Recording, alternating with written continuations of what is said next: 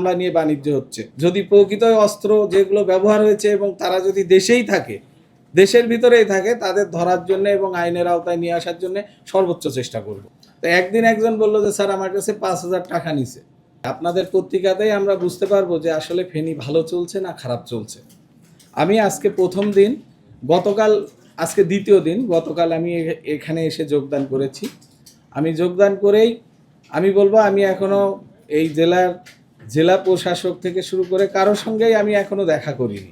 আমি প্রথম দিন এসেই বলছি যে এই জেলা নিয়ে কি অবস্থা আছে এটা জানার জন্য অবশ্যই আগে দর্পণে আমার মুখ দেখতে হবে। এখানে প্রথম আলোর সাংবাদিক ভাই উনি বলেছেন যে মামলা নিয়ে বাণিজ্য হচ্ছে।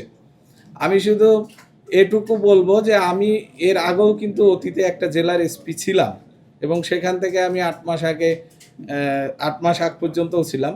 ওখানে প্রায় আপনার 122টা মামলা ছিল, 122।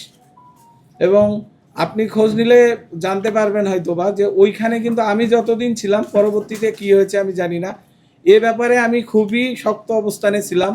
কোনো দোষী যাতে বাদ না যায় এবং কোনো নিরপরাধ যাতে কোনো ক্রমে এই হয়রানির শিকার না হয়। আপনারা এটা আমি গ্যারান্টি দিয়ে বলতে পারি, এই মামলাগুলোই আমাদের যদিও একটা বোর্ড আছে, তারপরেও প্রকৃত যে দোষী সে যত বড় ক্ষমতাশালী হোক সে বাদ যাবে না, এই গ্যারান্টি আমি আপনাদের দিচ্ছি। এবং যদি কেউ নিরহ হয়ে থাকে তাকেও কোনো মামলাতে অহেতুক ফাঁসানো হবে না, এটাও আপনাদের বলছি। মামলার ক্ষেত্রে অস্ত্র উদ্ধারের ব্যাপারে বলেছেন যে ওই সময় কিছু অস্ত্র আসলে ইউজ হয়েছে। অনেক সময় দেখা যায় যে অস্ত্র ইউজ হলেও অস্ত্রগুলা কিন্তু সবাই তো আর অস্ত্র যখনই দেখে মিডিয়ায় আসছে বা সব জায়গায় আসছে, হয় তারা এখান থেকে চলে যায় অথবা অস্ত্রগুলো কোথাও রাখে। আমি জানি না আসলে এই বিষয়গুলো কি হয়েছে।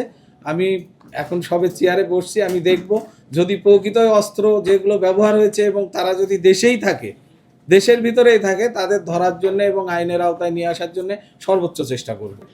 মামলা গ্রহণ এবং পুলিশ ক্লিয়ারেন্স, আপনাদের এখানে এই হাউজেই আমি বলি, পুলিশ ক্লিয়ারেন্সের ক্ষেত্রে আমি যখন আমার পূর্ববর্তী স্টেশনে ছিলাম সেখানেও আমি খুবই স্ট্রিক্ট ছিলাম যে মামলা গ্রহণ বা পুলিশ ক্লিয়ারেন্সে কোনো প্রকার আর্থিক লেনদেন না হওয়া। এক পর্যায়ে আমার কাছে, আমি রোজই ওই যখন পুলিশ ক্লিয়ারেন্স নিতে আসে আমাদের ডিএসবিতে নিচে লাইনে আসে, আমি গিয়ে শুনতাম। ওরা তো আর এসপি চেনে না, আমি সিভিলে গিয়ে শুনতাম। তো একদিন একজন বললো যে স্যার আমার কাছে 5,000 টাকা নিছে। আমি সাথে সাথে তারে উপরে আনলাম। পরে আমি খোঁজ খবর নিয়ে শুনলাম ওর টাকাটা নিছে কম্পিউটারের দোকানদার, যদিও আমি সে দোকানদারকে ধরছি। আপনারা দেখবেন যে এই টাকাটা আসলে কম্পিউটারে যে করে এরা নিচ্ছে নাকি আসলে পুলিশ নিচ্ছে। যদি আমার পুলিশের কেউ নিয়ে থাকে সে এই জেলায় চাকরি করতে পারবে না, এটা আপনারা নিশ্চিত থাকেন পুলিশ ক্লিয়ারেন্সে টাকা নিলে। এবং যদি কম্পিউটারের দোকানদার কেউ নিয়ে থাকে বা এই অবৈধ কাজে জড়িত থাকে তাহলে সে ব্যাপারে আপনারা আমাকে ইনফরমেশন দেবেন, তাকেও আমরা আইনের আওতায় নিয়ে আসবো।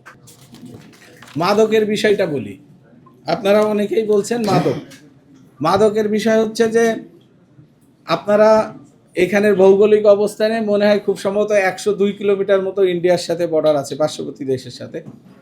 পাশাপাশি কক্সবাজার, চট্টগ্রাম, যে রোহিঙ্গা বা যে অঞ্চল দিয়ে মাদকটা আসে, ইয়াবা আসে, এগুলোরও বলা যায় রুট এখান থেকে। এই রুটগুলো যে আছে এটা হলো একটা মিডিল অবস্থানে আছে সব দিক থেকে। বিষয় তো মাদকের ইন্ডিয়া থেকে যদি আসে, আমার মনে হয় যে ফেন্সিডিল আসে, ইন্ডিয়ায় ইয়াবা আসে কিনা আমার জানা নেই। ইন্ডিয়া থেকে ইয়াবা আসে, মিয়ানমার থেকে আসে। ইয়াবা যদি ইন্ডিয়া বানায় ওটা 2 নম্বর ইয়াবা, হয়তো সেটাও ঢোকে।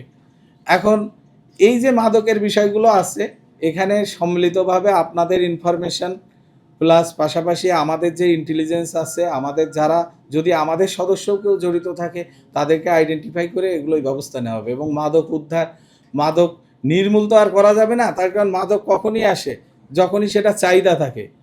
এই চাহিদা আছে বলেই কিন্তু এই জিনিসটা আসে। তবে আমার এই ফেনী জেলায় যাতে মাদকের ভয়াবহতা কমে তার জন্য আমি কার্যকরী ব্যবস্থা নেওয়ার চেষ্টা করব। আর একটা বিষয় আপনারা বলেছেন এখানে বারবার করে, সেটা হলো কিশোর গ্যাং নিয়ে একটু বলি। সেটা হচ্ছে যে আমি নিজে ব্যক্তিগতভাবে আমি ঢাকা বিশ্ববিদ্যালয়ের স্টুডেন্ট এবং আমি সমাজবিজ্ঞানে পড়েছি, যার জন্য আমাদের এইসব বিষয়গুলো আমাদের পাঠ্য ছিল কিছুটা হলো। কিশোর গ্যাংয়ের জন্য কিন্তু কিছু সামাজিক ব্যাপারও থাকে। যে ছেলেটা দেখবেন বকে যায়, হয় দেখবেন ওর বাবা প্রবাসী, অথবা মানে ওর কেউ একজন চাকরিজীবী এখানে থাকে না। যদি বাবা মা সচেতন থাকে তাহলে কিন্তু সন্তান নষ্ট হওয়াটা কিন্তু খুব কঠিন।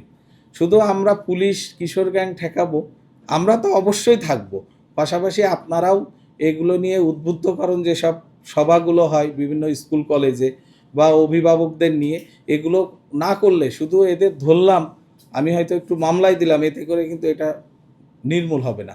সবার সম্মিলিত প্রচেষ্টা এখানে লাগবে, এটা আমার মনে হয়। এক্ষেত্রে আপনাদেরও সবার সহযোগিতা লাগবে। তার কারণ দেখা যাচ্ছে যে আমি একটাকে ধরে আনলাম আপনার কাছের, আপনি বললেন আরে ও তো ভালো, আমার ভাতিজারে ধরে আনছেন, ঠিক আছে? কিন্তু আসলে দেখা যাচ্ছে সে নষ্টের পথে যাচ্ছে। এগুলো তারা তো কিশোররাই যদি নষ্ট হয়ে যায়, আমাদের ভবিষ্যৎ কোথায়? আমরা তো সবাই সন্তান লালন পালন করি, বড় করি বৃদ্ধ বয়সের নিরাপত্তার জন্য, তাই না? যে যার অবস্থানে আছি, আমার সন্তানরে আমি বড় করি কেন? যে বৃদ্ধ বয়সের নিরাপত্তা। বৃদ্ধ বয়সের নিরাপত্তা কি? বৃদ্ধ বয়সে তো আমি দৌড়ায় এক জায়গায় যেতে পারবো না, আমি অসুস্থ হলে তো আমি সাথে সাথে যেতে পারবো না, আমার সন্তান আমাকে দেখভাল করবে। তাই কিশোররাই যদি ধ্বংস হয়ে যায়, আজকে একজনের ধ্বংস হলে আমারটাও তো ধ্বংস হবে দুদিন পর। সুতরাং আমরা সবাই সম্মিলিতভাবে সচেতনভাবে এটা নিয়ে কাজ করব, আমি আশা করছি।